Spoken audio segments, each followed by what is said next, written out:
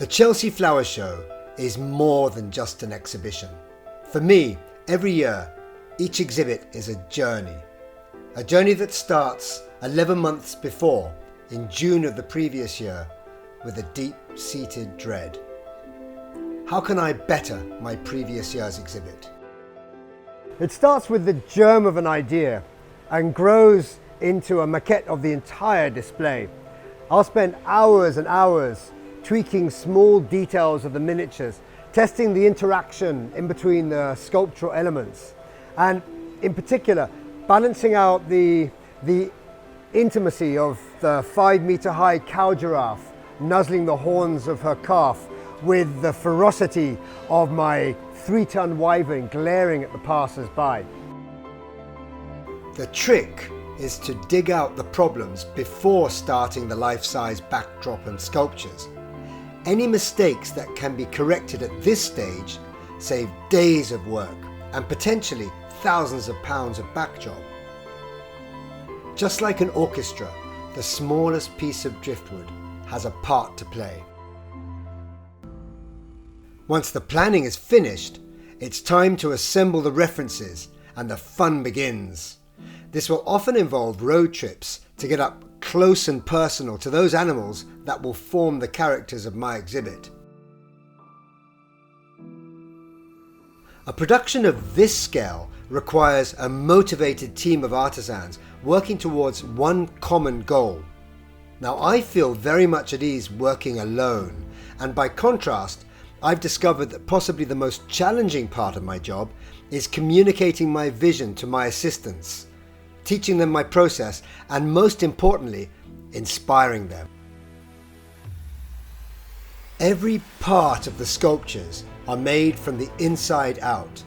Starting with the stainless steel armature, each selected piece of driftwood is machined and worked and then applied to capture that specific part of the animal.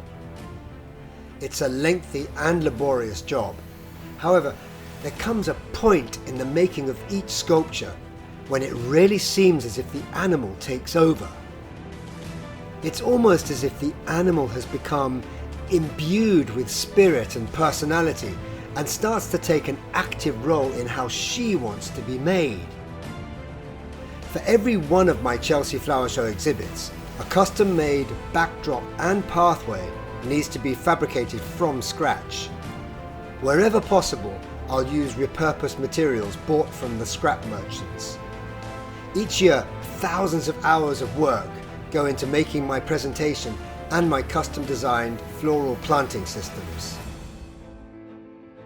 Sometimes I imagine myself as a conductor within some massive orchestra, guiding the different elements towards an epic finale, trying desperately to balance the different facets of the production and keep them from exploding into some chaotic disharmony. All this against the underlying fear that runs throughout the 12-month cycle. Can I finish in time? And then, before you know it, 12 months has passed in a whisper, and you are again at the Chelsea Flower Show grounds with the diggers, high-abs, telehandlers, and loads of flowers. The adrenaline of the build seems to be contagious. Even the sculptures seem genuinely excited to be on show, each vying with the other for the attention of the visitors.